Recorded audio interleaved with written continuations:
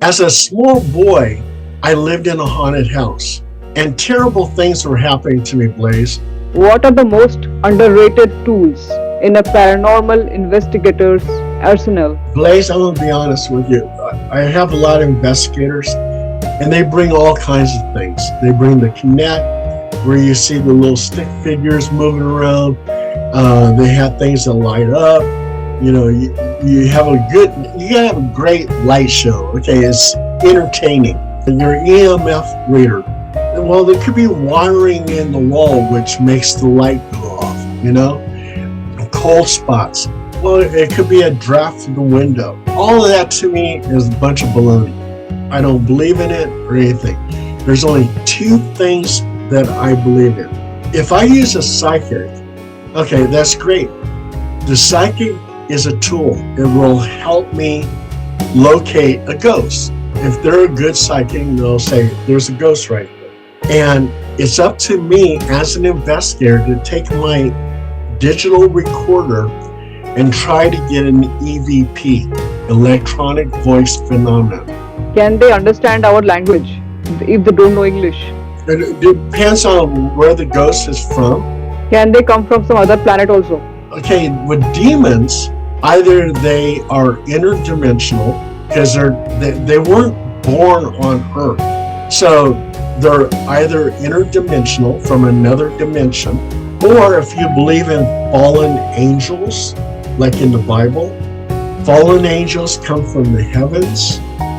So that would make them extraterrestrial. Can we know if a living person is being observed or followed by an entity using any kind of device or anything else? Like suppose if I am followed by a ghost or not. Only if you can get an EVP around that person.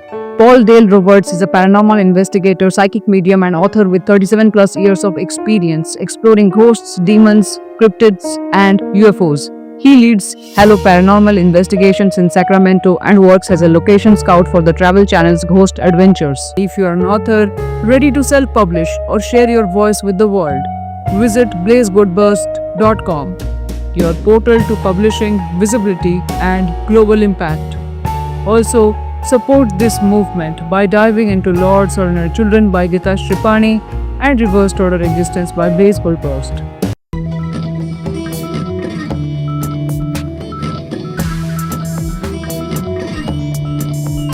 Welcome to the show, Paul. Hey, Blaze, how you doing? I'm doing great. How are you? I'm doing fine. What moment or experience first convinced you that the paranormal was undeniably real? There was a case that I had in Citrus Heights, California. And at some point in time, I wasn't even believing in the paranormal. The things that I saw, okay, like the EVPs, those voices could come from anywhere. I really had my doubts. And then I went to this house in Citrus Heights and I had 15 scouts. And the 15 scouts are paranormal investigators in training. So they're learning how to be ghost hunters. And so we went into this house and I put 5 in one room, 5 in another room, and 5 in another room. I had 15 scouts. Well, 10 of them in 2 rooms were falling asleep because nothing was happening. And I go into the next one and you can hear a little girl giggling. And I said, wow, can you hear that? They said, yeah, we're recording it. I said, okay, that giggle is coming from the corner of this bed. And I can hear it, but I can't see her. But she's got to be sitting on the corner of this bed. So I put my head down and I go, hello. And she says, hello. I said, oh my God, we could all hear this. So I said, okay, let me get everybody in this room. We're going to have like a little seance. We're going to talk to this little girl. So I brought them all into this room. We're doing a seance. And the walls sounded like they were ripping apart. It sounded like something out of the movie Hellraiser, where the Cenobites are coming through the walls. And then there's pounding on the walls. Bam, bam, bam, bam. And all 15 scouts run out of that room and they're scared to death. And I said, oh my God, this is a breakthrough. We got to come back. So I tell them, I said, come on, you guys, let's go back in here. We got to finish this. So I put 3 walkie-talkies on the floor, and I'm trying to communicate with this little girl, but then I get a man's voice on one walkie-talkie, and that man's voice says, get out. And all 15 are running out the door. Well, the occupant, she looks at me and she says, Paul, she goes, I have to live here. She goes, we got to stop this. I said, okay. I said, I'll send them home. And she goes, you know what? You're welcome to spend the night in that room. I said, really? Okay, cool.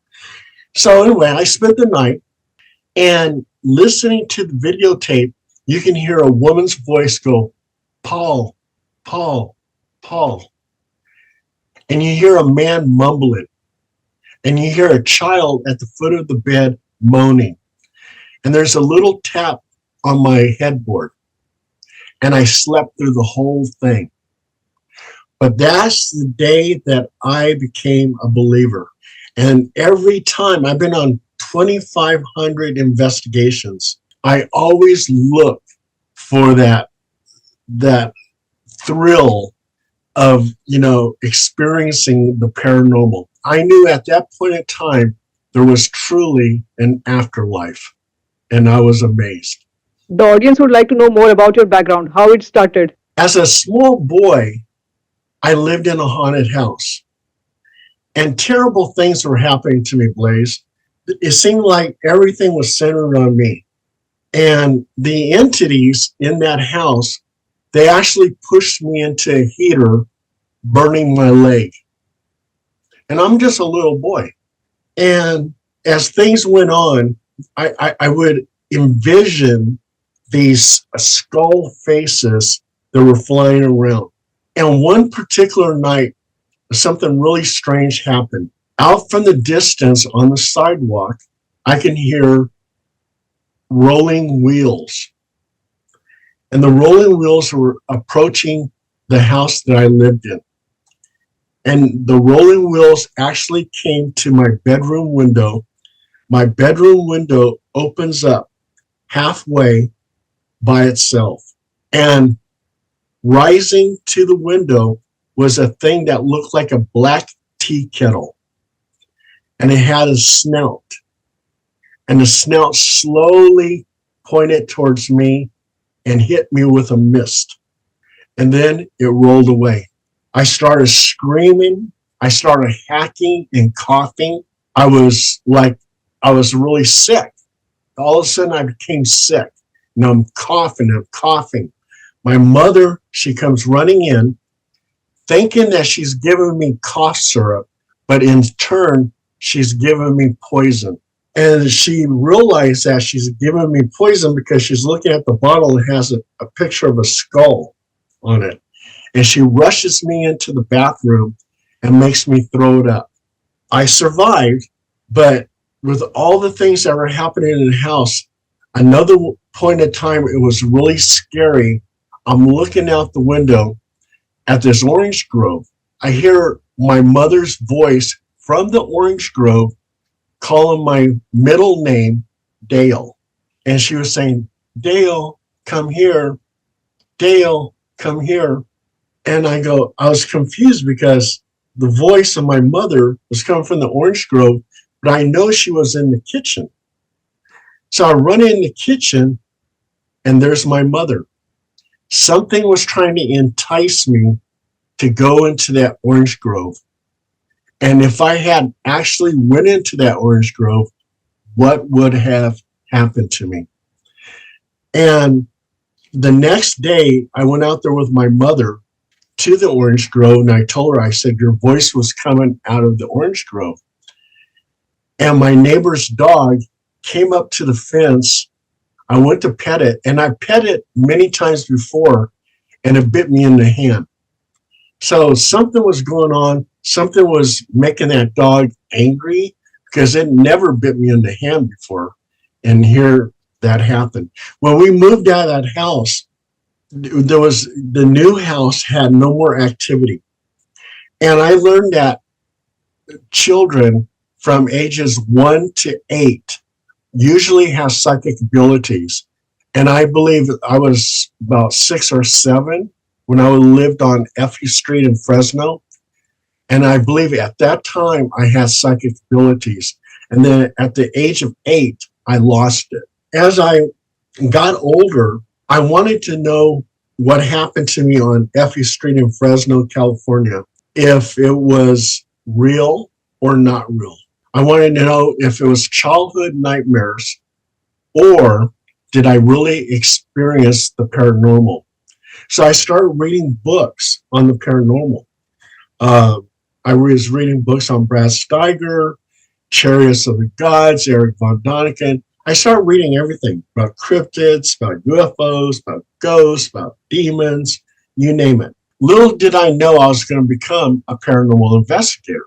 So I went into the Army in 1973 to 1976, and I was an undercover military policeman. And I traveled through Germany, and I worked with the drug suppression team, and I did that. 1970, so I learned my investigative skills during that time. 1976, I got out, and for 3 years, I was out of the Army, and I was actually a professional dancer. So I did that. But then 1979, I went back into the Army, and it's after I watched a James Bond movie, and I was thinking to myself, I said, what is it that those military intelligence guys do? So here I am. I go back into the Army. I wanted to know if they knew anything about UFOs. I was curious. So I go back in the Army. I had a top secret SBI clearance, special background investigation. And I worked with image interpreters, and I worked at the Photo Interpretation Center in Korea. And image interpreters, they could tell you a little dot is a T-72 tank. And they look at satellite photos of North Korea and Red China. And we would go to Osan Air Force Base in these unmarked vehicles. And we had a sign on the car that says, do not stop this car for any reason. And all the Korean police knew we were going to Osan Air Force Base. So they would let us speed down the freeway. When we got there, the driver would have one half of the combination to open up the trunk of the car. I would have the other half of the combination. We would open up the trunk of the car, and there would be a suitcase. Again, he has one half of the combination. I have the other half. And we would pick up what's called hot rolls. Hot rolls come from reconnaissance aircraft and satellites, pictures of North Korea and Red China. We would put those hot rolls into the suitcase, lock it up, close the trunk, lock it up, and head back to Yongsan Barracks Photo Interpretation Center in Korea. I was with the 501st Military Intelligence Battalion. And on one particular day, 6 photographs came in. And these 6 photographs were pictures of UFOs. And they represented, each picture represented a video of that UFO. And it was taken by our reconnaissance satellites in outer space. And there were different types of UFOs. There was a cigar shape, disc shape, triangle shape, something that looked like ball lightning, boomerang shape, cube shape, 6 photographs. And on the back of the photograph, it said intelligent movement.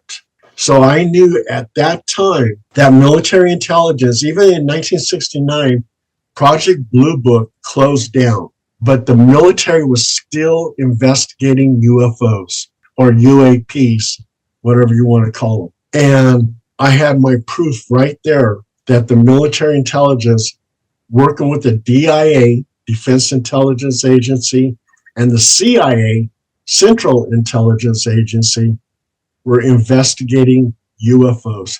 And those photographs, the only thing I had to do was give it a number, and I passed it down to the DIA, which is Defense Intelligence Agency, and they passed it on to the CIA, and then they just disappeared. They went into a black hole and vanished. So when I got out of the Army, 1979 and 1986, when I got out of the Army, I was involved in all kinds of stuff. I was a journalist. I was in the comic book industry, so I was interviewing comic book creators. I even interviewed William Shatner, and he had a comic book series called Tech Comics. So I interviewed him, and I interviewed many people. I reviewed comic books. It's something I enjoyed. As a little kid, I used to read comic books. So one day, a ghost hunter came up to me and says, "Paul, you get a lot of things published about comic books. Do you want to write something about the paranormal?" I said, "Yeah, sure." She goes, "Well, we're doing a ghost hunt at National Hotel in Jackson, California." She goes, "Why don't you go over there and watch us and write a story?" I go, "Okay, cool." So I wrote an article of their investigation, and that article was published in 3 British magazines.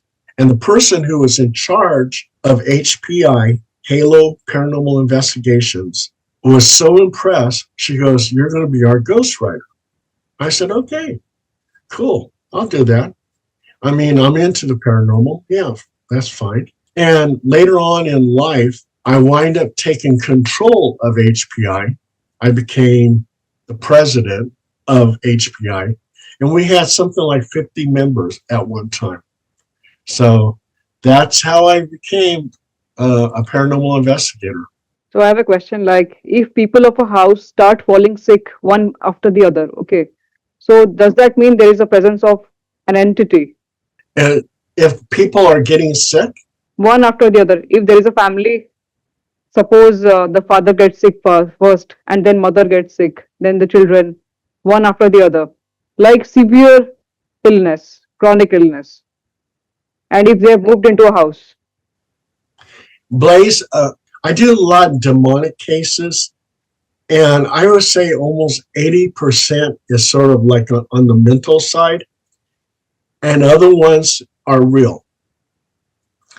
And I had a few cases where the people living in the house were getting ill. Were they possessed by demons? Maybe, maybe not. But my job was to help them. And some of the things that I've seen on our demonic cases are really disturbing, Blaze, really disturbing. We did a house in Berkeley, and it was a couple. And a lot of things were happening to them. They were getting scratched up. They said the demon was doing it. They were feeling dizzy. They were feeling sick. So we went over there, and turned out they were hoarders. They were saying that this demon was making them collect all this stuff. And the whole house was just filled with garbage. And we had to walk really carefully to get the point A to point B. It was a sickening sight. The only thing, we didn't even want to do an investigation because it was so filthy. They actually had taken out the toilet out of the bathroom, and they were doing their stuff in the garage. They would sometimes go out to a gas station to use their bathroom, and they were happy and thrilled to do this. This was like taking someone out to dinner. Instead, they would go to a gas station and use the bathroom. We didn't want to stay there very long. It's like, oh my God, this is horrible. But what I try to do with demonic cases is I do a Roman Catholic house blessing, and I use a crucifix and I use holy water. And a lot of times, Blaze, that works. We do metaphysical cleansing with sage and everything else, or Palo Santo wood. And then also too, if they feel like they have an attachment, I will go ahead and give them a full submersion baptism in their bathtub. And a lot of times that works. They said, okay, it's gone.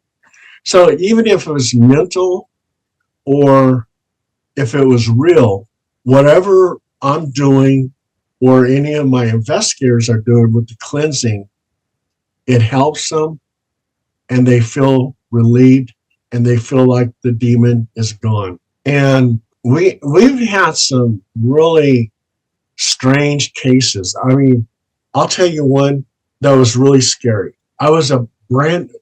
This is the time when I was a brand new paranormal investigator. And I was in this town and I was close to this house and I get a call on my paranormal hotline. And they said, we have a demon that shows up about 2, 3 in the morning. It's like a black mass and it appears in the hallway. I said, okay, well, I'm close to your house. I'll come by. So I go to the house and this older woman, she answers the door. She goes, yeah, I live here. This demon shows up. It attacks my goddaughter who also lives here. And her goddaughter was like in her 30s. The elderly woman was in her 60s. So I go in there, I start interviewing them and everything else. And the older woman, her face starts distorting. It starts looking evil. And I said, something's really going on here.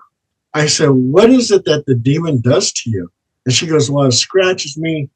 It bites me. It bites my goddaughter. And they both showed me bite marks that they had on their body. And I started thinking to myself, did they do that to themselves? Did a demon do that? Or did they do that to each other? So as I was interviewing this older woman and her face starts distorting, I said, what else does a demon do? And she goes, it comes in my dreams. And she goes, I visualize myself killing men. Well, mind you, Blaze, I was the only man there. So now I'm getting kind of nervous. And I said, okay. I closed my laptop. I said, let me get this story out. I'll be back. I just wanted to get out of that house. And I said, how do you see yourself killing these men? She goes, I see myself killing them by taking a baseball bat and bashing their brains out. I go, what? Oh my God. And then 15 minutes later, I look in the living room and the goddaughter is holding a baseball bat. And she's going around and around and around with this maniacal smile, but holding the baseball bat. And I go, oh my God, this is crazy.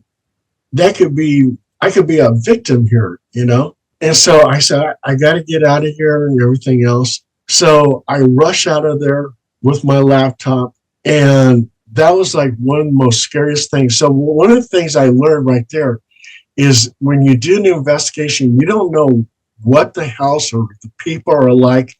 Always bring people with you. There's safety in numbers. And so I learned a valuable lesson. And like I said, I was a brand new paranormal investigator. So I didn't have my stuff together yet, but I learned to bring people with me because it can become very, very unsafe. Has investigating the paranormal changed your understanding of life after death or life itself?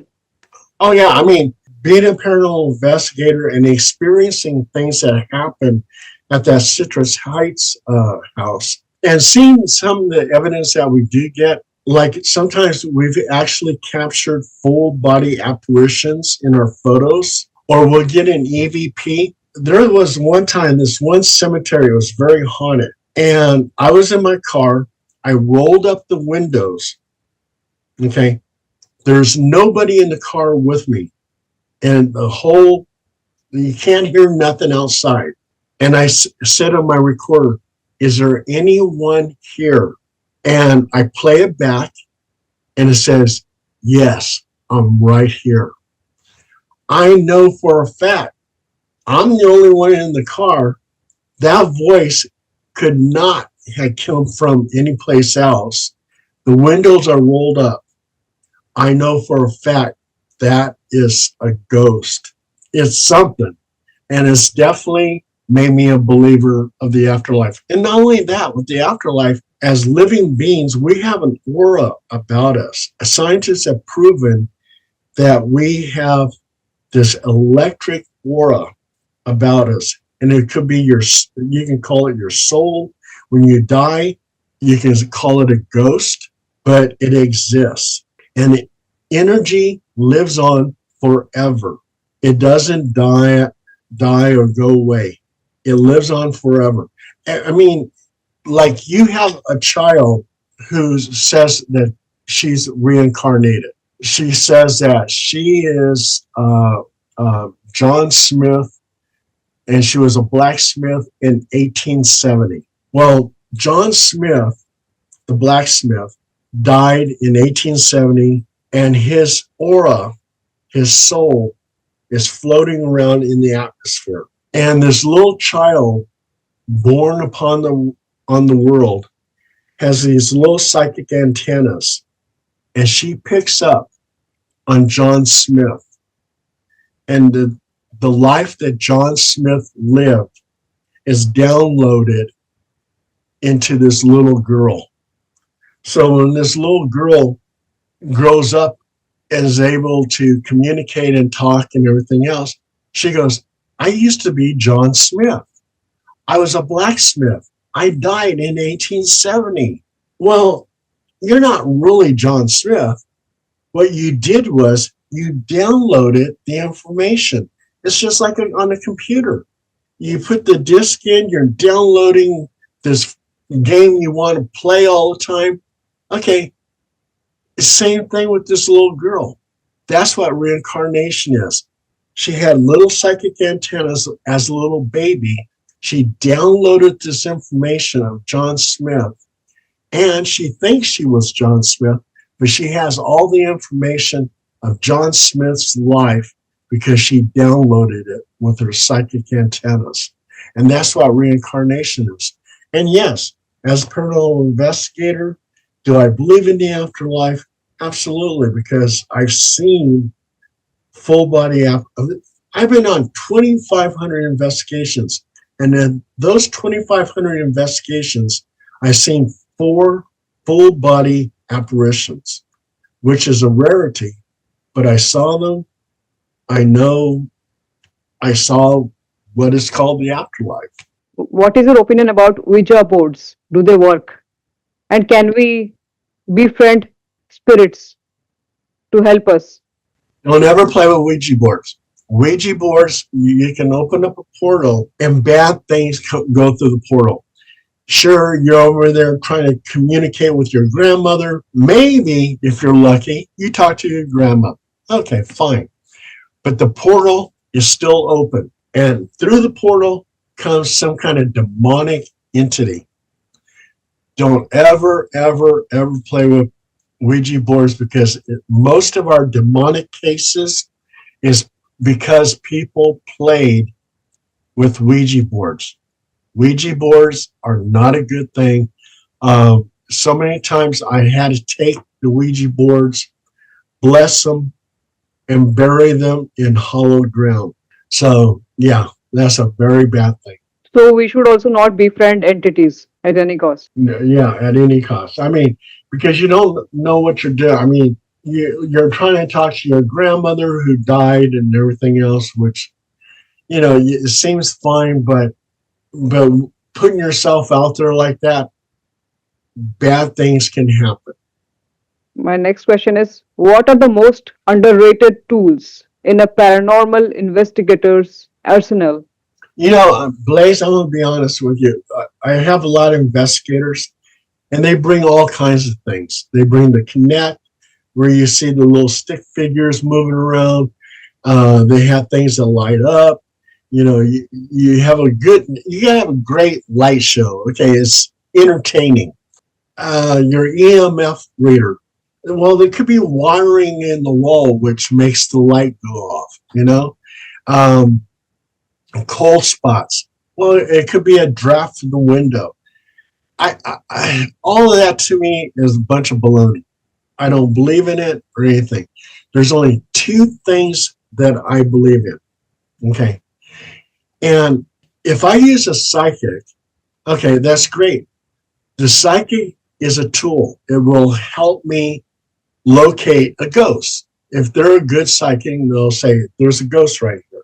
And it's up to me as an investigator to take my digital recorder and try to get an EVP, electronic voice phenomenon. So I'll go over there and I'll say something like, is there anyone here? I pause and play it back, and it'll say, yes, I'm here. That shows me right there with that EVP, I can deem as paranormal.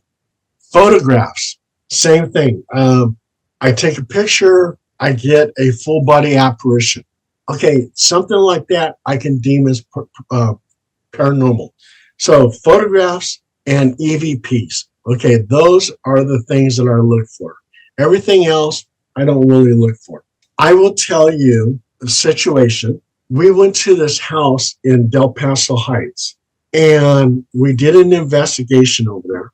And I take a picture in the backyard. And in the picture, I get two designer orbs. Designer orbs are the orbs that have intricate type designs inside the orbs. And if you enhance it, sometimes you can make out a face. So I enhanced these orbs that I took a picture of, and I could see what looked like dog faces. And I called one of my investigators over and I said, what is it you see in these pictures? And she looks at it and she goes, I see dog faces. I see two dogs. I said, so do I. So I take it back to the occupant and I asked the occupant, I said, what is it you have in your backyard? And she says, I have walnut trees. I said, well, besides that, I said, what else is back there? She goes, well, that's where my two dogs are buried at. I go, really? I said, take a look at these photos. And then I look at her and she starts crying. I said, what are you crying about? She goes, those are my two dogs buried in my backyard. I said, wow. I said, something like that I can deem as paranormal. And so that is what I look for. Also, too, I had a case where there was an entity named Emily. And Emily was a entity that would actually drain the energy from you. She would suck out your energy. So as we were investigating, one of my investigators says, you know, I feel really tired. I feel fatigued. I need to sit down. And I said, go ahead and sit down. And he goes, I don't know why I'm feeling like this. I'm feeling dizzy and everything else. And I said, you know, I wonder if Emily is draining your energy. And he says, yeah, maybe. And I said, Emily, if you're listening to me, I said, kiss him on the mouth. So three of us are taking a picture. We take a picture and there's an orb on his mouth. I said, wow, that's intelligent movement. Like what I learned in military intelligence, intelligent movement. It listened to me, it followed my command, and this orb is on his mouth. And I said, Emily, if you're listening to me again, I go, sit on his lap. We snap a picture, and there's an orb now sitting on his lap. And I said, wow, that something like that I can now deem as paranormal. That's proof positive that it's listening to me. And so some of my investigations, what I do now is I'll put my hand up on the wall and I said, if there's a ghost here, appear by my hand, and we'll snap a picture and there'll be an orb on my hand. And something like that, again, Blaze, I can deem as paranormal. Can they understand our language? if they don't know English? It depends on where the ghost is from. If a lot of sometimes, like I went to a German cemetery, and we actually spoke some German to him. I said, "Haben Sie Zigaretten bitte, was ist los? Would do es Mashabi bitte?" Or I said something in German, and so the ghost actually spoke German back to me. So yeah, the different languages, whatever they spoke while they were living, they will speak as they are dead. Can they come from some other planet also? Well, okay, with demons, either they are interdimensional because they weren't born on Earth, so they're either interdimensional from another dimension, or if you believe in fallen angels, like in the Bible, fallen angels come from the heavens, so that would make them extra terrestrial. Which piece of equipment gives you the most accurate and consistent results, and which one tends to fail you? Like I said before, there's only two things I go for. It's a camera for a photo, and also for EVP, electronic voice phenomenon. I mean, the investigators, they bring all kinds of equipment, little things that light up and all this sort. I can show you some of it. That's not evidence. Okay, just because something's lighting up, these lights turn on. I might as well turn on my Christmas tree lights. It doesn't impress me. What kind of a camera is used? Oh, I just regular camera. You can use any kind of camera. Yeah, it doesn't matter. If you're going to get a full body apparition, any camera is going to pick that up. You can use your smartphone. It don't matter. But those are the two things I look for: photographic evidence and an EVP, electronic voice phenomenon. So that's and now with orbs. If you take pictures of orbs, that could be almost anything. It could be dust. It could be skin flakes. It could be lint. It could be dewdrops. It could be light refractions. What you need to do is show intelligent movement. So you command the ghost, say, appear by my hand, and there's an orb on your hand. That is showing intelligent movement. That's what I'm looking for to deem something as paranormal. Have you ever modified or invented your own device to communicate with specific types of entities? No, I have not. No. Again, I'm very strict on that. Photos, EVP.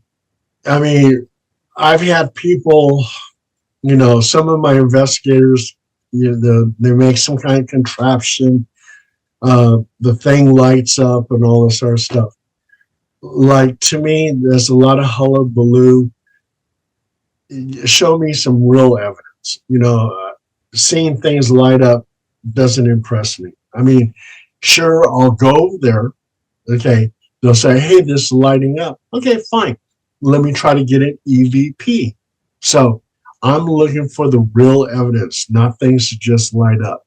What is your opinion about witchcraft? I have not met any good witches, so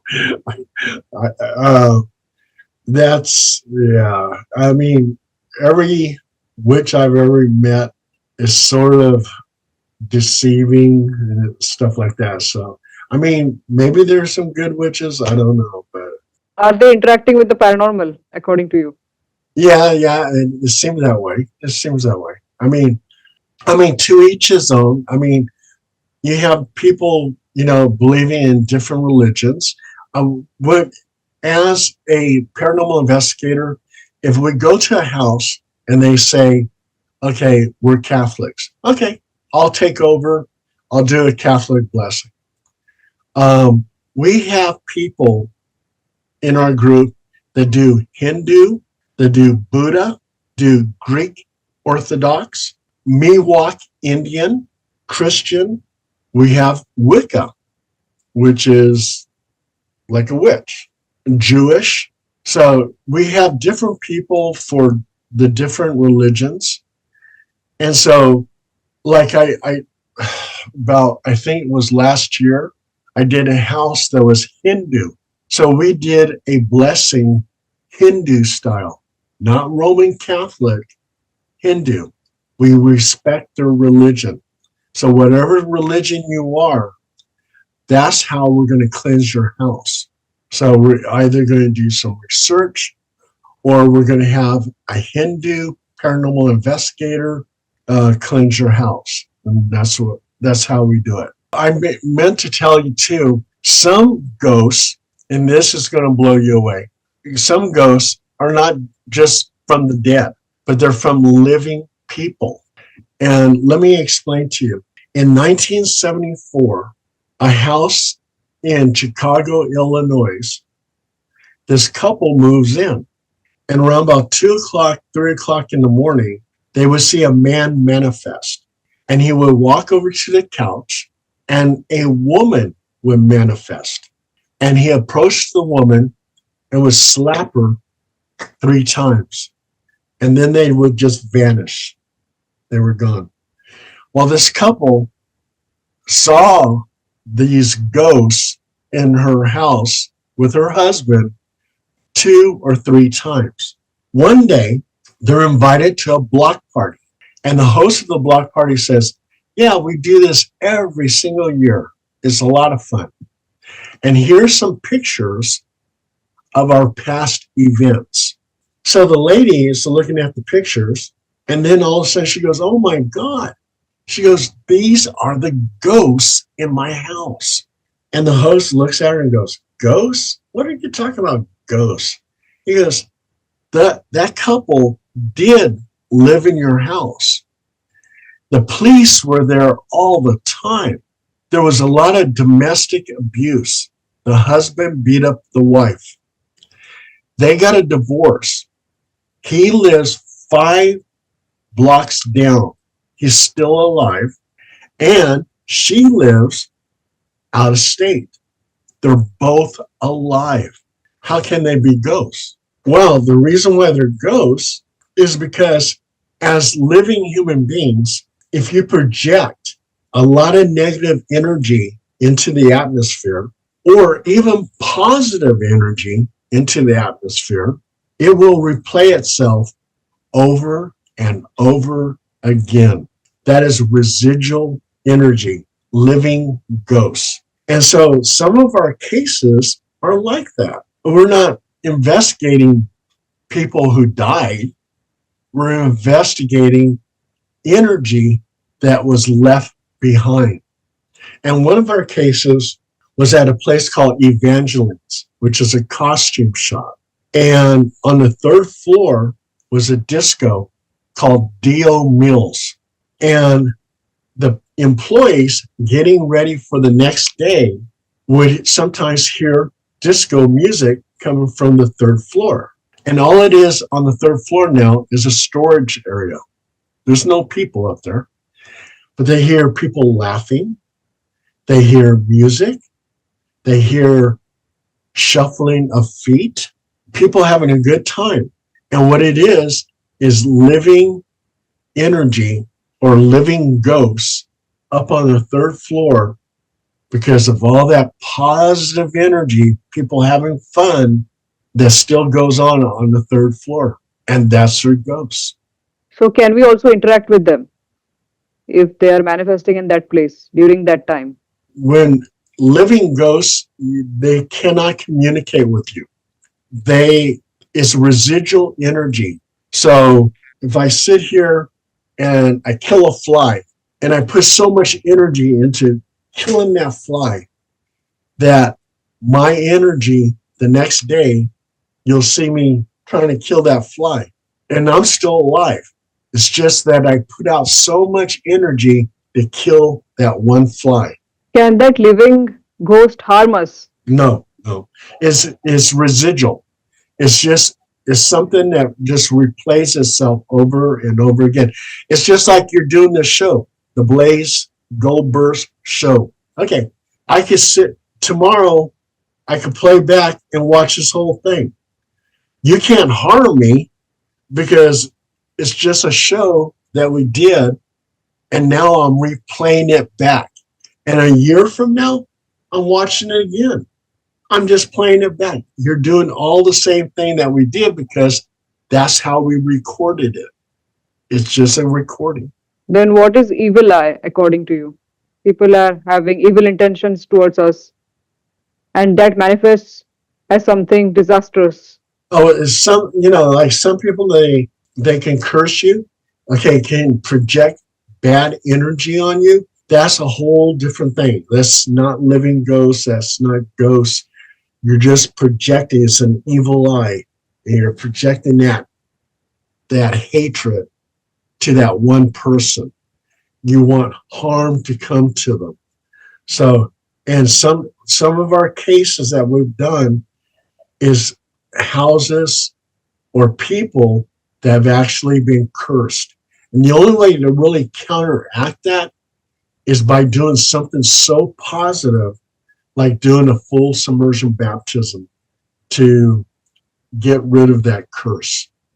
Purify them with holy water. Because when you are in the public, many people will be hating you as well, and many Yes, will be loving yes. you. So to counter that, salt water baths also help, maybe. Yeah, I mean, yeah, there's, they say that things like hugging a person, you're projecting positive energy to that person that you're hugging. And they actually say that if you hug a lot and you project that positive energy, you can live longer. Like your pets. I have 2 dogs. They love to cuddle, they love to be affectionate. And when you pet them, you're projecting that positive energy to your pet, which is very healthy. And you, in turn, get this loving energy from your animal. And that helps you to be healthy and live a longer life.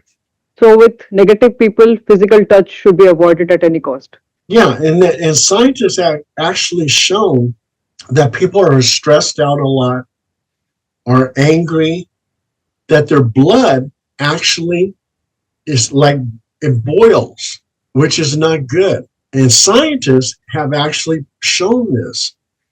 But people who have good lives, have positive energy, their blood is normal.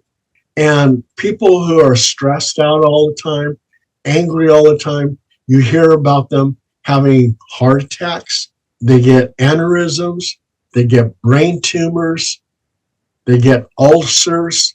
Negative things that happen to your body will hurt you in the long run. It will cause you to die an early death. So it's always good to maintain that positivity. Could there ever be a device that reads human intentions, auras, or emotional imprints, just like an EMF meter detects spirits? Well, just like the EMF reader, if it lights up, okay, great. I don't really believe in them. If when one of my investigators says the EMF reader is lighting up, okay, great. I'll go over there. If I get an EVP, then yeah, it helped show us where it goes to us. But in many of my investigations, I've seen the EMF reader just light up for the heck of it, and it could be almost anything. I mean, it could be the wiring in the walls and stuff like that. So, I mean, we don't know the house in and out. So we don't know where all the wires are. So yeah, I'm just not that impressed with that. What about human intentions? Like I was asking about that. Can the device read about human intentions, auras of a living person? No, I mean, if a person is good or evil, we don't have a device to say, okay, this person is evil, this person is good. I mean, look at your serial killers. I mean, Ted Bundy was learning to be a lawyer. People said he was the nicest guy. He was a friendly guy, but he was out there. He killed 30 women. Okay, so he took off, and you would see this. Okay, so Ted Bundy here is this nice guy, and he gets you alone, and he takes off that mask, and then you learn that he's evil. So no, I mean, there's no way of telling unless I'm some type of professional psychiatrist that can figure out what certain signs are. And that's would be something that you would observe as a human to look for the signs. The brother who beats up his sister. Okay, that's a sign. There's something wrong there.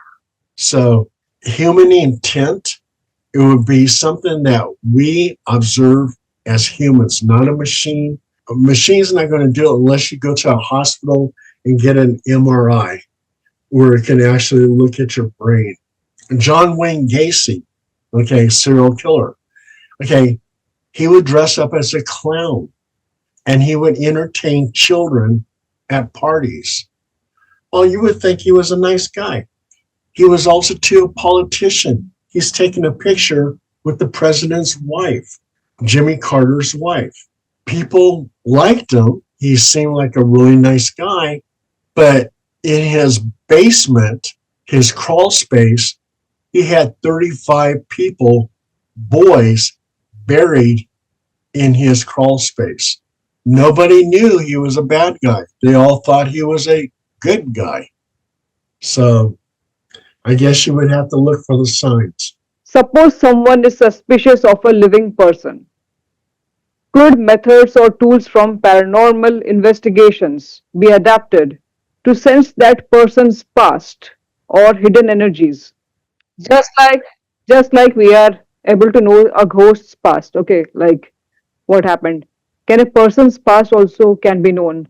Like they could be a criminal or whatever. I don't think that we can detect a person's past unless they were to reiterate their past. I mean, they would actually have to tell us. I mean, it just doesn't pop up. In energy form, everything exists and it lives on forever. Okay, because you cannot destroy energy. And even we would have to be on a different type of level to be able to actually see someone's past and to understand it.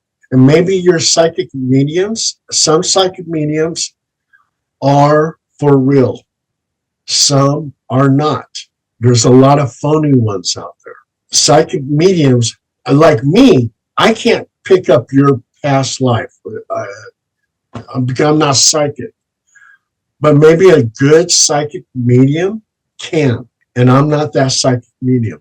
So I've worked with some psychic mediums that really impressed me. And then I worked with other psychic mediums that were just horrible. I mean, I had one psychic medium at an investigation, and she was trying to tell me there was 20 ghosts in a bathroom. Well, why would 20 ghosts be hanging out in a bathroom? You know, it just didn't make any sense.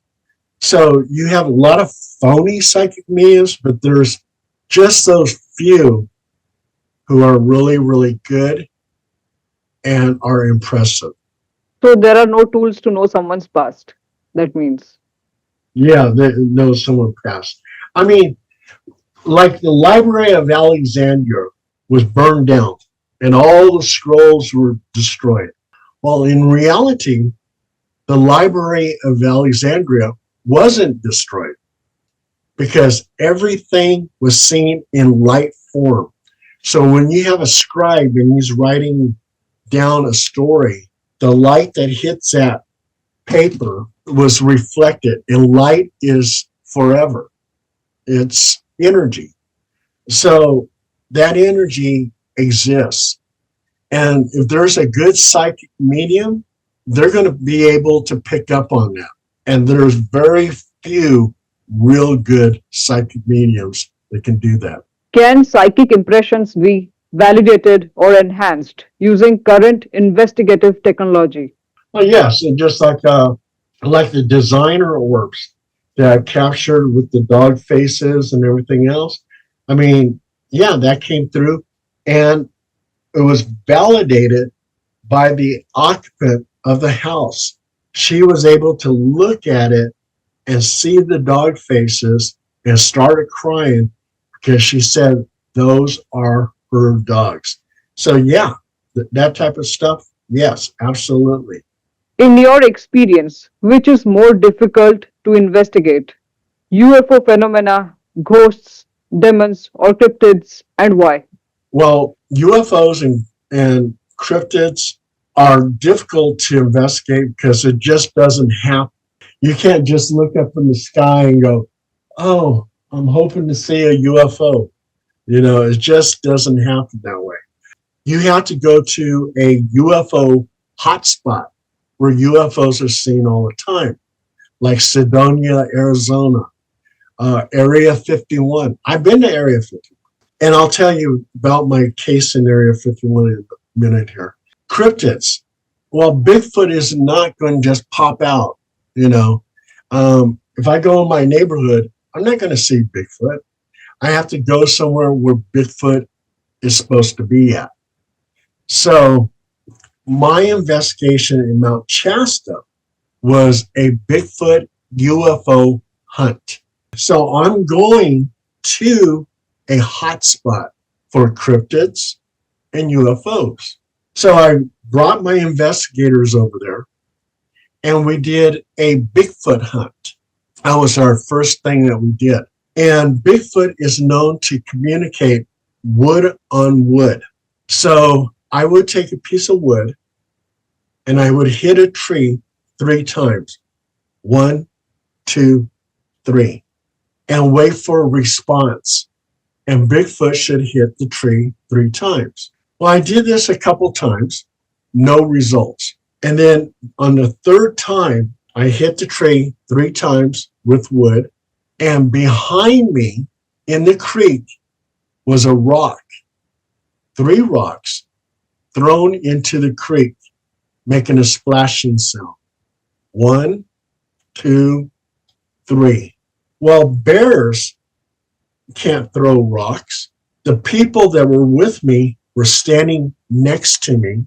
There was nobody behind me at the creek, but yet 3 rocks responding to my 3 hits with wood were thrown into the creek. I believe, Blaze, that was Bigfoot communicating with me. And then on the 2nd day, we had a psychic medium named Holly Delauder. Well, she was the secretary of the famous psychic Sylvia Brown. And she came on this investigation with us. And she was actually a very good psychic. And she says, Paul, she goes, I feel there's something behind me. So I snap a photo, and right behind her at Mount Shasta was this disc, and it was tilted like that behind her. And I said, whoa, right there, a disc-shaped UFO. So I was very successful with Bigfoot hunt and the UFO hunt at Mount Shasta. But why? Because that's a hot spot. Ghosts can be found anywhere. I mean, I could probably walk down the block here and find a house that's haunted by a ghost. Ghosts are everywhere, so it's very simple to find ghosts. Demons, simple too. There's all kinds of people with problems, and they feel like they're possessed by demons. They play with Ouija boards, all kinds of stuff, so demons, ghosts, easy. UFOs and cryptids, a little bit harder, but you got to go to them. You got to find those hot spots.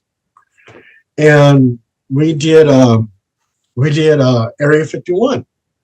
That would be a UFO hotspot. So I brought a couple investigators to that, and we were working with a UFO group They wanted us to take soil samples. We did that.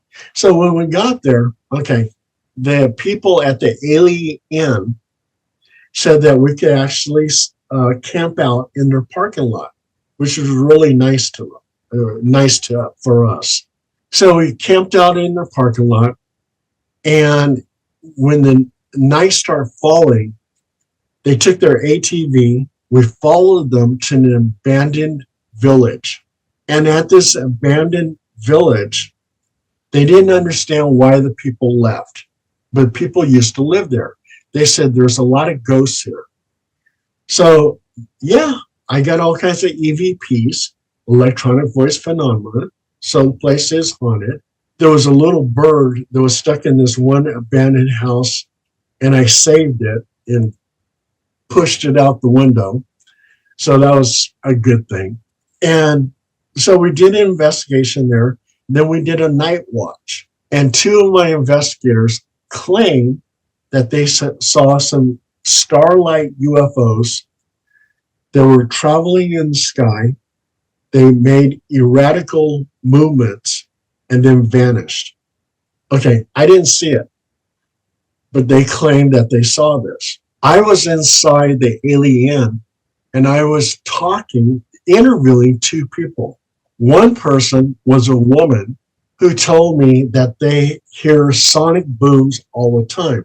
Well, that's natural because you have secretive aircraft that make sonic booms. Okay, big deal. And then she says that one day she saw a UFO and it hovered at eye level with her. And in the cockpit was a human, and he waved at her. And then he shot up straight into the sky at lightning speed and vanished. So she claims up and down this happened. That was one interview. The second interview was with this gentleman, this man, and he said that he would work at Area 51, and they would take him in a bus, and they blacked out the windows, so he couldn't look out the windows. And on this bus, he saw Bob Lazar. Well, Bob Lazar is the whistleblower of Area 51. He validated that he would see Bob Lazar on the bus going to S4. So those are two good interviews that I had. The next day, we went to the gate if you go past the gate, you're headed into the actual Area 51 base. We had to stop at the gate. There's video cameras all around. There's signs saying, do not enter. This is a military installation. You could be shot and killed for entering Area 51. So we stopped the car there, and I took my binoculars, and I was looking up on the hillside, and I see a soldier with camis on, and he's pointing a sniper rifle right at me. I said, oh my God. I said, we need to get out of here. We gathered some soil samples. We had that analyzed later by the UFO group, and they found little wires in the soil, and they believe that the soil was eradicated for some reason, but they don't know what reason. So that was kind of interesting. As we were leaving the gate, two of my investigators claim on the hillside they saw a UFO. I didn't see it, so I missed out both times. But it was a very interesting case because I was able to interview two people. We did a ghost hunt. I have some investigators who claim they saw some UFOs. I don't know. I didn't see them. And the soil sample. So that was my investigation of Area 51. And then also too, which was kind of nice, is George Knapp, which is a very famous ufologist and news reporter in Nevada. And he's on Coast to Coast AM sometimes. as a host. He announced that HPI, Halo Paranormal Investigations, would be investigating Area 51. So that was kind of cool. So that was my investigation of Area 51. Have you seen any patterns or common energies in locations that experience both ghostly and UFO activity? Yeah, I mean, like with Mount Shasta, uh, I mean, you have, all that energy. Well, like Mount Shasta has so much paranormal stuff going on. You have ghosts. And the reason why you have ghosts is because back in the cowboy days, the Old West, there were massacres of Indians. The cowboys went over there and they were killing off Indians. They would have little skirmishes. So you have a lot of ghosts. You have missing hikers. There was a case of 3 experienced hikers, and they're climbing up Mount Shasta. And the Native Americans tell you not to go above the tree line. You can wind up missing. The Great Spirit hangs out there. And these 3 experienced hikers, you got the first one, second one, and the third one, and it's all snow, so you can see the footprints. The very first hiker, experienced guy, his footsteps stopped in the snow, and he vanished. And the second hiker, who was able to see him, I mean, his mind was blown. How can this experienced hiker disappear like this? And one of the rescue people said either he went up or he went down. So I think what he's saying is he went up, he could have went up with a UFO, UAP, or down into some kind of secret portal into an underworld. And so with Mount Shasta, you have that. You have missing people. You have Bigfoot, cryptids. You even have Bat Squatch. And Bat Squatch is like a creature that looks like Bigfoot, but it has wings and it can fly. In 2009, 3 hikers saw Bat Squatch fly out of a crevice, fly towards some trees, and then flew off, and they didn't see it no more. So you have Bat Squatch. In 1930s, the immortal Count Germain was seen there. Count Germain supposedly is an immortal. He was seen in the 16th century. He was seen in the 17th century, 18th century, 19th century, 20th century, and in the 20th century, he was seen in Mount Shasta. So you have that. You have the last of the Lemurians living in Mount Shasta, in the caverns.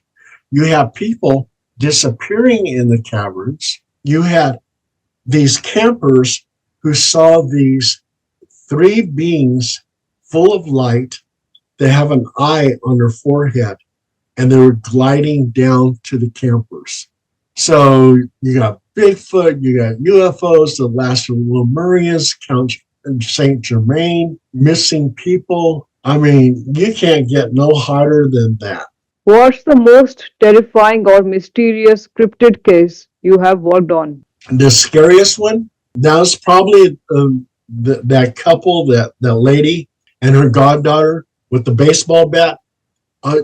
One thing is, I'm going to tell you, Blaze, I'm not afraid of ghosts, but I'm definitely afraid of a 30-year-old woman with a baseball bat. Oh, but I've seen other things too. I mean, there was like this demonic case that we had, and the woman was so possessed, she was ripping off her clothes, and on the side of the wall, she was kind of climbing up on the wall. I mean, that was pretty scary. San Francisco. We did a case in San Francisco, and it wasn't the ghost that scared me. It was something else. We go in there, my investigators, they were in there no more than 5 minutes, and they ran outside. And the reason why they ran outside is because all inside was infested with cockroaches. So they were scared. I even put my holy water on the kitchen table, and the cockroaches were going to the holy water because they were thirsty. Also, too, these two people, they had cats all around the house, and in the hallway were three dead cats. So you got cockroach, and these people, Blaze, they said they were demon possessed, and these women, they were very large women, very large, and they had posters of themselves on the wall. Come to find out, they were burlesque dancers, and they said that men like big women.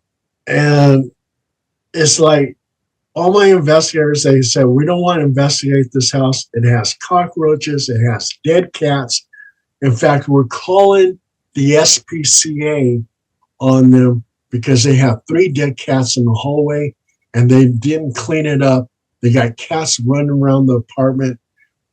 We're calling the SPCA, and they did. And those ladies got in trouble. But that was scary, not because of ghosts or demons or whatever, but just the filth of the house. And that's the kind of stuff that we have to see sometimes, Blaze, especially demonic cases. There's a lot of mental things going on, and that can be scary. And like the lady with the baseball bat, what if she started hitting me with a baseball bat? I mean, we're not talking ghosts. We're talking about living people. Living people can be the scariest things on earth. What does a full Roman Catholic house cleansing involve from start to finish? I take my crucifix, I take my holy water, I start from the back, and I go through every single room. I put the sign of the cross over the doorway, and the crucifix is bathed in holy water. And I step into the room. I say a protection prayer. And the protection prayer is something simple like, I ask for God's angels, please protect this family, protect this house, protect their friends that come into this house, protect their animals. Please protect this family. And any entities in this house are no longer welcome in this house. She wants them banished. And I'll say to the occupant, let's say her name's Mary. Mary, do you want them here? Mary says, no, I do not want them here. Mary asks you to leave. You must leave. I ask for the angels to please banish these demons. And so I go to each room, crucifix, holy water. I spray holy water into the room, and we go out towards the front door, and I say another protection prayer. I say, I ask for God's angels, please protect this house, protect this family. Mary does not want the entities here. She wants you to leave, go into the light, or go to wherever you came from, but you must be banished from this house. I ask for God's angels to banish the entities from this house. Mary, do you want them here? No, I don't. To the four winds you must go, to the light you must go, to wherever you came from, you must go. And that is the Roman Catholic house blessing. And then, like I said, if they have an attachment, they can get a full submersion baptism.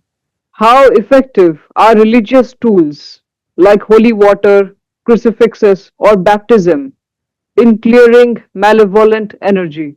I would say from what I do, my Roman Catholic house blessing and with the full submersion baptism, I would say I was 90% successful. The 10% that I'm not successful is because whatever they were doing before, they're doing it again. So if they were playing with Ouija boards, they're playing with Ouija boards once again. Do demonic or deceptive entities often use memories or emotions from the past to gain control? Yeah, there's some demonic cases that I was involved in. They will either, let's say, mimic a past relative, so gaining your trust. So I've heard that like this one entity was mimicking their grandfather, and the grandfather had died. And he would say these nice things, promising them things, but it wasn't really the grandfather. He was mimicking the image and the voice, and it was actually a demon. You have visited legendary sites like Area 51, Skinwalker Ranch, and the Tower of London. Which of these felt most paranormally active, and how did you measure that? You're able just to feel it in your body. But like the Tower of London, you had murders, you had suicides, you had torture. And with all these things that happen there, you can feel the thickness in the air. You can feel depression. Tower of London, you can feel it. You don't have to be psychic. You can feel that depression. And I felt it too at the bridge over River Kwai in Thailand. Depression, sadness, and everything else. When I went to Thailand, I also too, the closest I ever came to India is Burma. And Burma, okay, like Thailand, you felt happy. People were smiling, they were partying and having a good time. Bangkok, just great time. Padawa Island, and I did some, what is that? I forget what it's called. It's not parachuting, but it's like you're on a boat and they put you, it's like a skydive thing. Anyway, but you feel all the positive energy in Thailand. And it seemed like that when I went over into Burma, it just seemed so negative. People weren't smiling. They had frowns on their face and everything else. You can feel the tension in the air. And I never been to India. My uncle has, Jose Kazi. He was a merchant marine. And he said that the people of India were very friendly and everything else. And he felt very comfortable there. And he enjoyed eating all the good food out there too. Like the curry. Like myself, I eat a lot of India food. We can pick it up at the market. And I learned about it actually in Thailand. I ate Thai food and I ate India food. And I like them both. I like the curry and all that other stuff.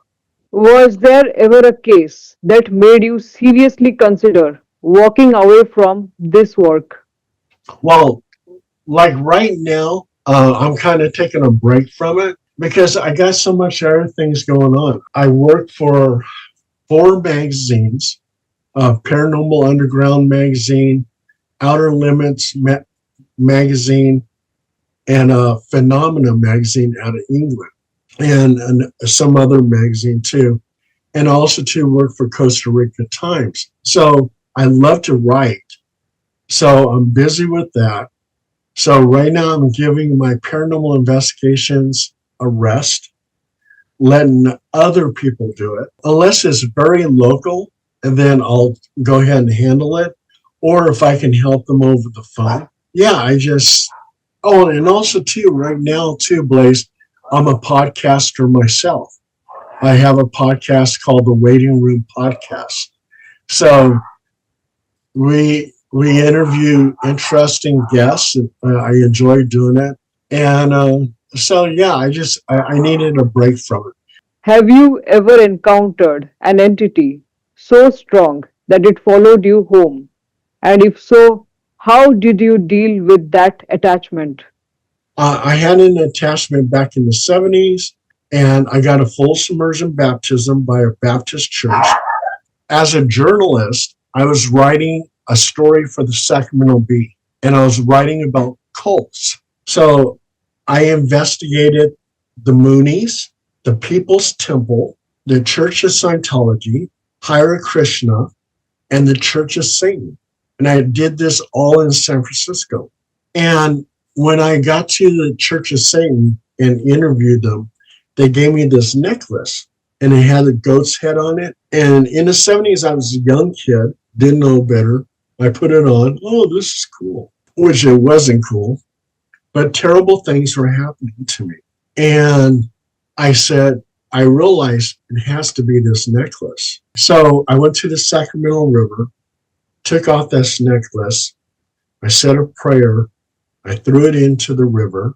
And then I went to my Catholic church and I said, I need to be baptized because I believe I have an attachment.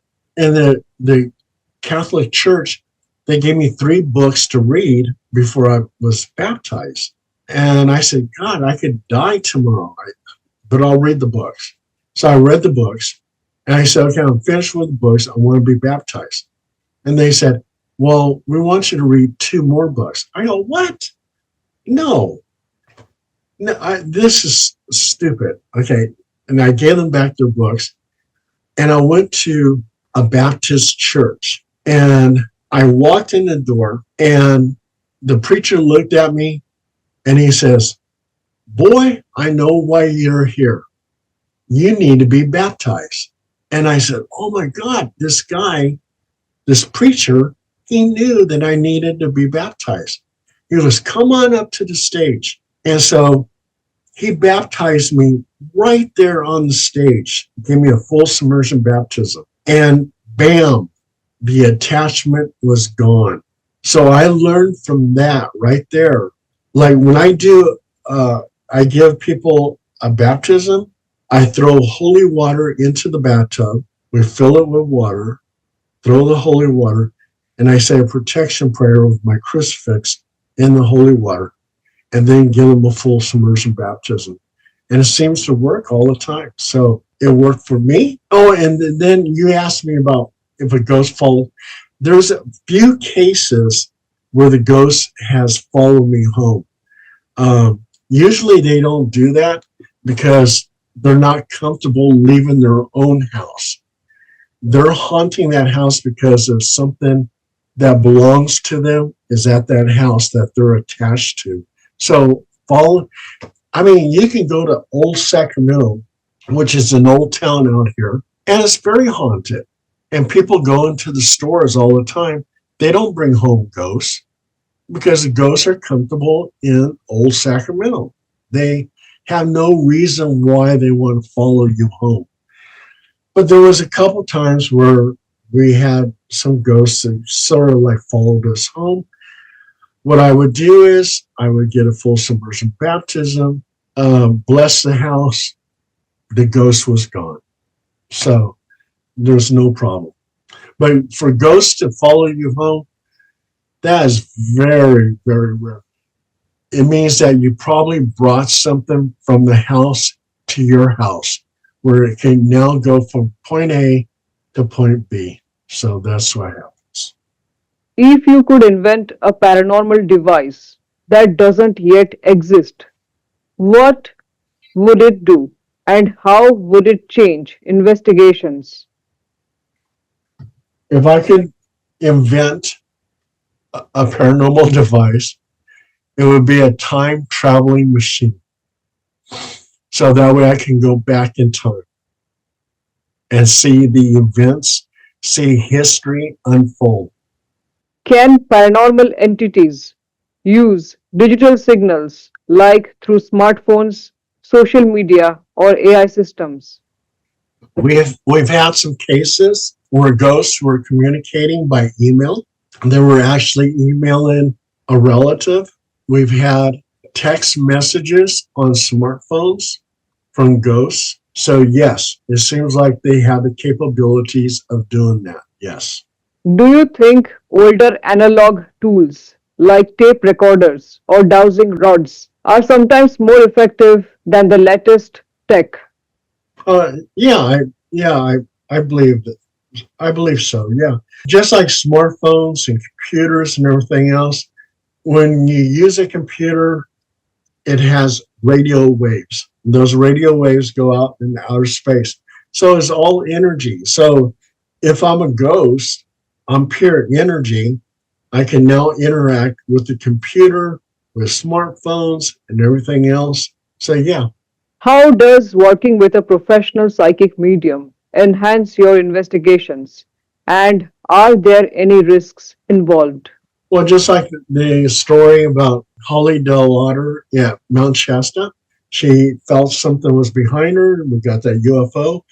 So, yeah, when a psychic is good, yeah, we're able to utilize them as a tool. I had one psychic who we were riding down the street in Elk Grove, California, and she tells me to pull over into the parking lot. She takes a picture in the sky, and that photograph had 3 UFOs, disc-shaped UFOs. Somehow she knew it was in the sky. So that was very impressive. On an investigation, she was able to detect a ghost on the chair. We take a picture. There's an orb hovering over the chair. She says, take another picture because it's behind the chair. We take another picture, and there's a mist behind the chair. So those psychics, if they are a true psychic medium, and there's a lot of phony ones, then yeah, it is very helpful. Have you ever witnessed a psychic or medium channeling information that was later proven with evidence? I've had some psychics say that they're channeling a ghost, and I had out of all the investigations that I've done and I've seen the channeling, I wasn't really impressed, Blaze. I haven't seen anything that I felt was true. So no. Can mediumship reveal someone's true intentions, energy, or hidden past the way it might reveal a ghost's? Perhaps I haven't seen that type of power displayed where I can sit here and be excited about it. I just haven't seen it. The psychic mediums that I told you about, the ones that I was impressed was with the UFO behind her, the ghost on the chair, the 3 UFOs in the sky. That's about it. I haven't seen anything else that I would be impressed with. Is it possible to detect whether a living person is being observed or followed by an entity using devices or psychic impressions? I mean, my good psychics, they say, okay, there's a ghost here or a ghost there. It's up to the investigators to prove that there's a ghost there. I've had a lot of psychics on my team. And I would say only 3 people out of all the psychics that I've ever had. I've had maybe over 40 psychics that I worked with. Only 3 I would say were really good, that were true. According to you, can we know if a living person is being observed or followed by an entity using any kind of device or anything else? Like suppose if I am followed by a ghost or not. Only if you can get an EVP around that person, an electronic voice phenomenon. I mean, if things light up, with a machine or something, it doesn't say nothing. I need other proof. I need some kind of photograph of a ghost next to the person or something, or I need an EVP. Those 2 things. So videos can't capture ghosts, according to you. A camera can sometimes pick up a full body apparition. Like this one house where I took a photo, and you can see a ghost with a cowboy hat on, and he's riding a horse. Well, that picture in itself was so impressive. It was on My Ghost Story on the Travel Channel. It was shown on TV. So that was very impressive. If you can get stuff like that, then you got something. If you just get just an orb, that ain't nothing. You need to have something like a full body apparition. Do spirits respond differently depending on the investigator's emotional or mental state during the session? I mean, ghosts used to be humans. So if they were angry as a human, they're going to be angry as a ghost. If they were happy as a human, they're going to be happy as a ghost. Whatever emotions that they had as living human beings is the emotions that they have as a spirit. I'm talking about the investigator's emotional or mental state during the session. So, will the spirits respond according to that? Like, investigator might be angry, sad, or having fear or excitement. Yeah, they feed off emotions. So some entities, if you are angry all the time, especially demonic, they feed off the emotions. They feed off, that's their food, energy. So if you have positive energy and the ghost is good, it's going to feed off your positive energy. If it's negative energy and it's maybe demonic, it's going to feed off that. So yes, they do feed off your emotions and everything else because energy is their food. So, during investigations, you were very fearful and you were having such kind of emotions. You were scared or something, and there was an entity nearby. Will they Yeah, attack you? yeah. Okay, yeah. I mean, if you're a ghost hunter and you have fear, you might as well not be a ghost hunter because, yeah, they're going to feed off that. So, yeah, I mean, I don't want ghost hunters who are scared. They have to be brave. If you see a ghost, you're not going to run out the door.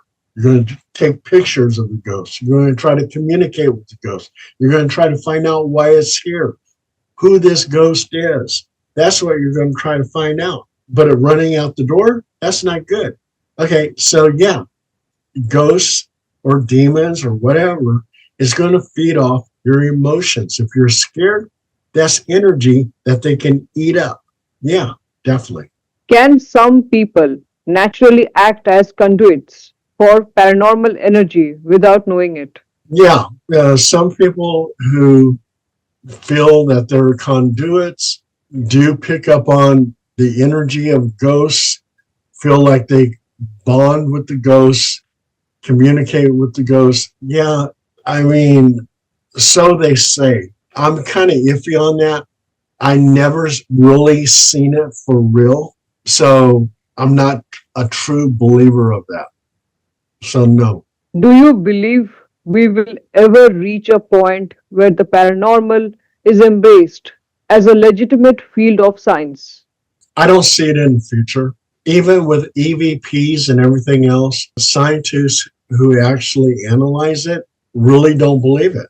So I don't ever see scientists agreeing with us that the paranormal exists unless they have their own paranormal experience. So yeah, I don't ever see it. I see it always going to be a pseudo science and not a science. Are paranormal investigators at risk of psychological or spiritual harm? And how can they protect themselves? I definitely believe that angels exist on the world and they watch over us and they try to help us.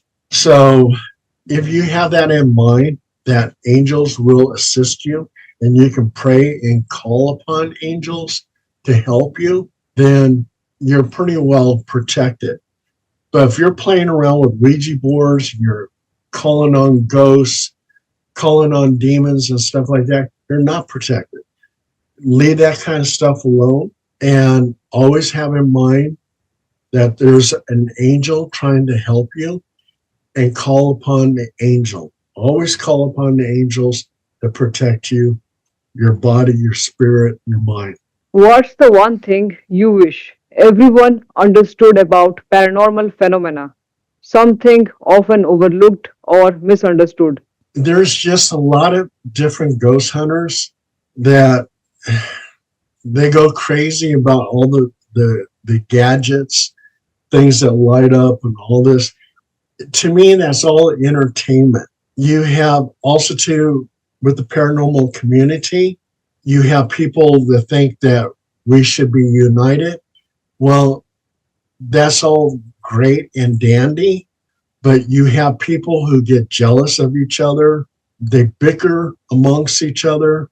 They fight and everything else.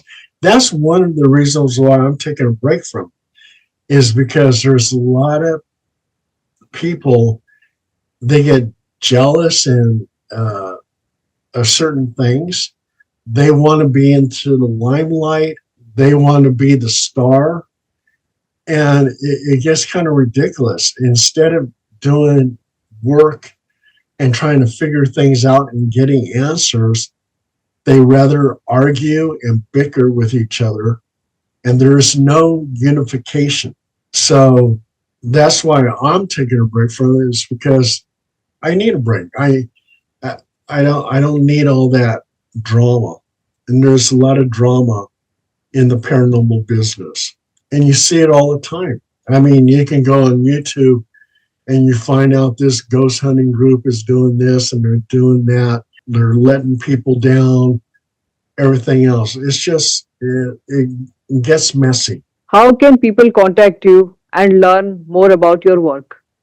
Oh, Blaze is very simple. All they have to do is Google or Bing me, Paul Dale Roberts, and they see my articles. They can, in my articles, I have my paranormal hotline, so they can actually call me on the telephone. They have my email address on all my articles. And then if you want to see some of my books, you can Google or Bing me, Paul Dale Roberts books, and it pops right up. And you'll see all my books and everything else. Thank you so much for joining the show, Paul. Thank you, Blaze. You should visit India. There's a lot of places to visit. I want, the Taj Mahal. My uncle, Jose Causing, he saw the Taj Mahal. Yeah. And he said it was really impressive. I bet you that's on it. Not only that, in India, you had this door, and it has like snakes on it, and nobody can enter that door. There are so many mysterious places in India, actually, and lots of mysteries, paranormal things going on. Oh, and also too, your old writings, your Sanskrit talks about Bahamas, UFOs in your old writing. The people of India, they wrote down that these Bahamas can go from place to place, country to country, from Earth to the stars. And you had gods in India who were fighting with each other with bolts of lightning and even possible nuclear explosions. There's a lot of fascinating stuff in India. Thank you so much, guys. Take care. Okay, take care.